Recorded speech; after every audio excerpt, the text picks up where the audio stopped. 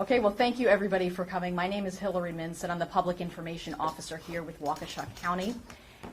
District Attorney Leslie Basie and Assistant District Attorney Abby Nicolai are here today to go over Morgan Geyser's procedural timeline and potential next steps here with Waukesha County. Any investigative questions you have about what happened over the weekend in Madison should be directed to Madison Police. So I will bring up District Attorney Leslie Basie first to kind of talk about her reaction to what happened with Morgan Geyser. Thank you, Hillary. And good afternoon, everyone.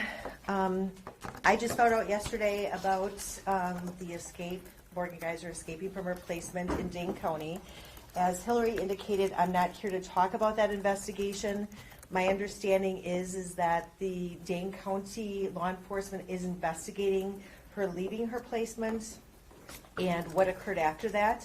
What we do know is that she left, she cut off her bracelet, she fled to Illinois, which is where she was arrested yesterday.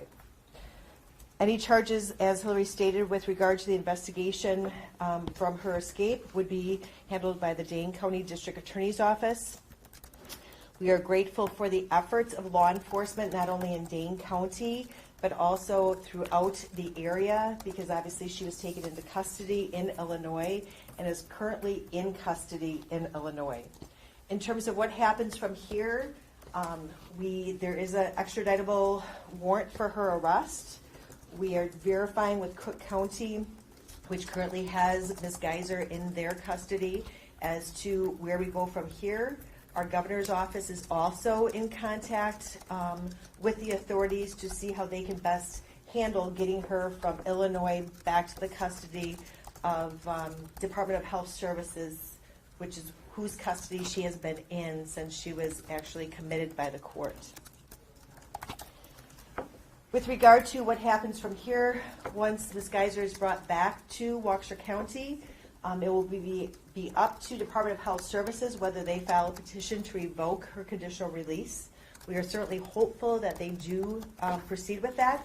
We fully support it. We support that she should be in custody. Not only should she have been in custody from 2014 forward, but also Attorney Nicolai argued vehemently for her not to be released to conditional release in, I believe it was January of this year. And therefore we will be fully supporting a petition if one is filed. Obviously our thoughts are with the victim and the victim's family during this time. It's unfortunate, but we found out yesterday morning about Morgan's escape. Victim witness was immediately notified of this information. The director of the victim witness unit, Jen Dunn, did reach out to the victim and her family. We were told that they had not been informed prior to Ms. Dunn reaching out to them that Morgan had escaped. And I'm able to verify that when we spoke with the victim's family, or when Ms. Dunn spoke with the victim's family at 12:20 this afternoon, they still had not been informed by any other agency other than our own that she had escaped, which is very concerning. While she was on loose, we were very concerned about the safety of the victim and her family, as well as our community.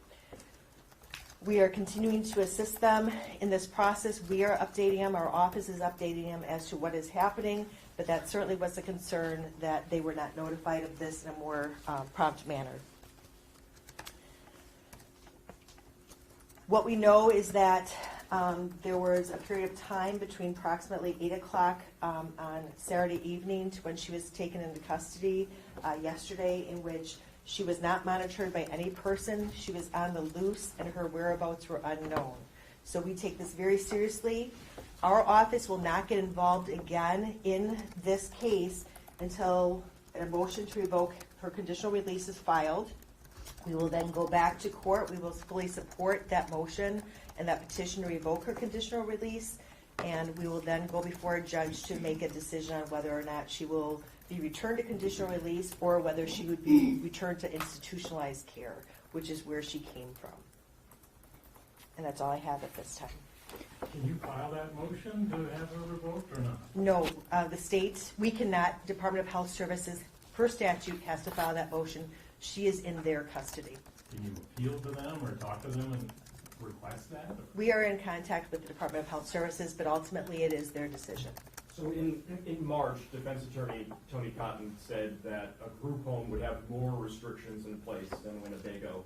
Was the DA's office receiving regular updates on Ms. Geyser's time at the group home? And if so, what was that day-to-day like and monitoring like? I do not know what the monitoring was like. I don't believe that we received any updates, although I would confer with Attorney Nikolai. We did not. Obviously, he was misstating the nature of the monitoring that was taking place.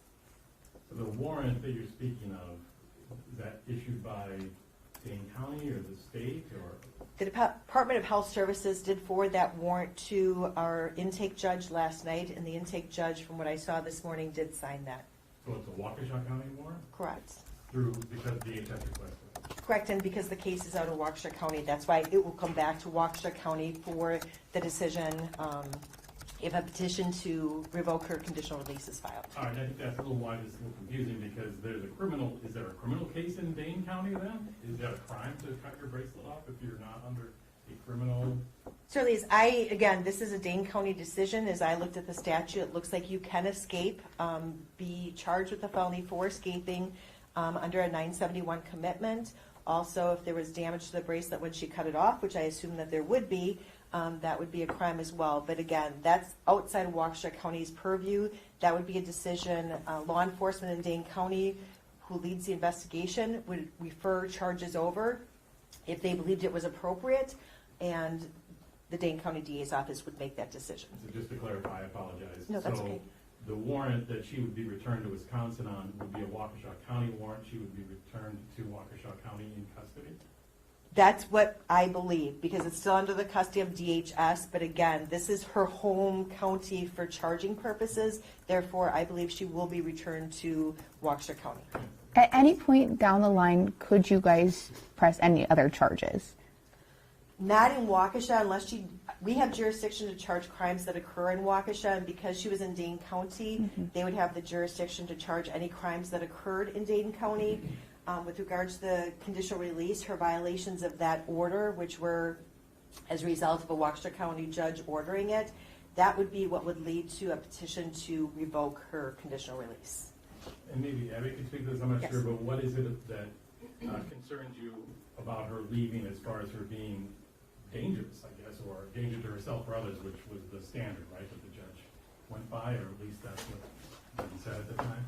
Right. I think that one thing that is very concerning to me is that if and when a petition is filed by the department to revoke conditional release, it will be the second one that is filed, because we were here in March on a petition to revoke conditional release already. And so it's extremely concerning that you would so blatantly violate a very, very simple condition, which is to stay in the placement and keep a bracelet on. And that we have no idea what was going on is extremely concerning to the state, because immediately my thoughts went to the victim and keeping the community safe. But as additional information is gathered, that would be the kind of facts that are put into a petition to revoke, and that would be what is litigated at that motion hearing before the court, when I'd be able to gather more information, whether there are specifics about the dangerousness. But I think those blatant acts in themselves certainly speak to the dangerousness there. There have been reports that there was a person in custody with her, or in her presence when she was arrested. You know anything about that person, where they played a role in her absconding? We do not know any information about that person. That was information we had received, that there was a person that was outside the placement location, but I don't have any information about that at all. But Abby, you were concerned at that earlier revocation hearing about people that were in touch with her even while she was still at Winnebago, correct? Outside people that were contacting her, influencing her? Right. There's a certain notoriety here that is of concern, that there are people that kind of sought her out, that there was some concern about communication with those types of individuals. We also had concern at that point with what seemed to be kind of a pushback in terms of Ms. Geyser's acknowledgement of the extent to which she'd be monitored, in terms of my reading material is going to, that didn't seem consistent with someone that was ready to make that next step into the community.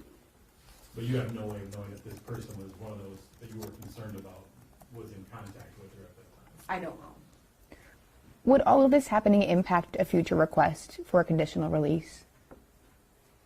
Certainly when those requests are made, I look back through the record in terms of assessments that have been done throughout the history of a case, and so I would say yes.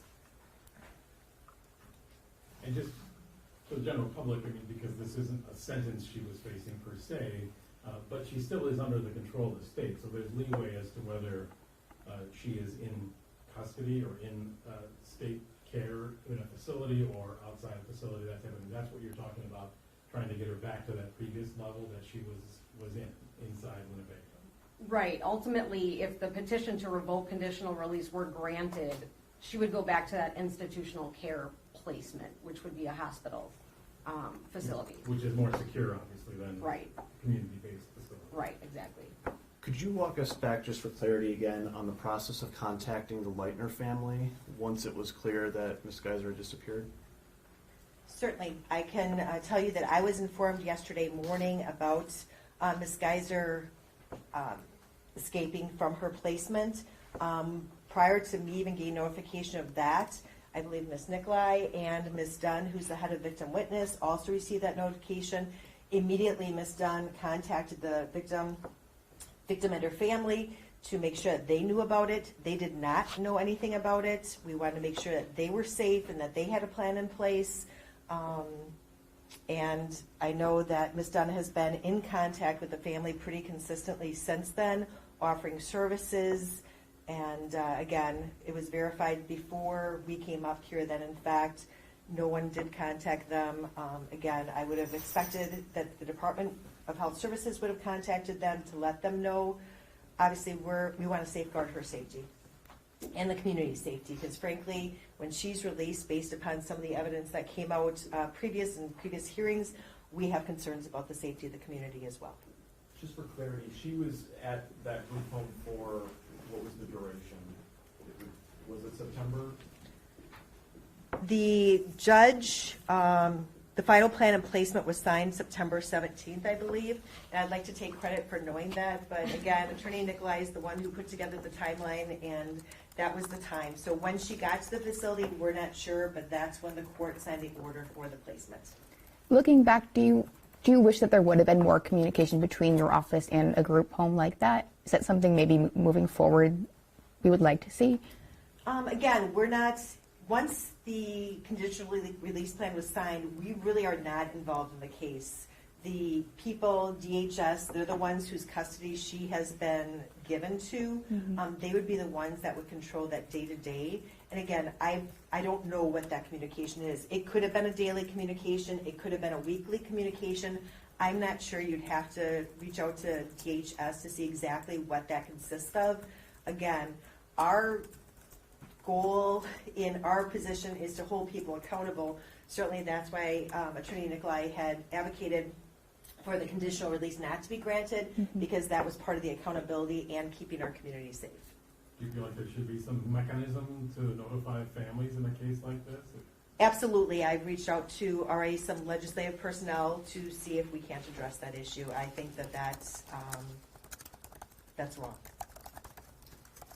Any other final questions? Thank you very much.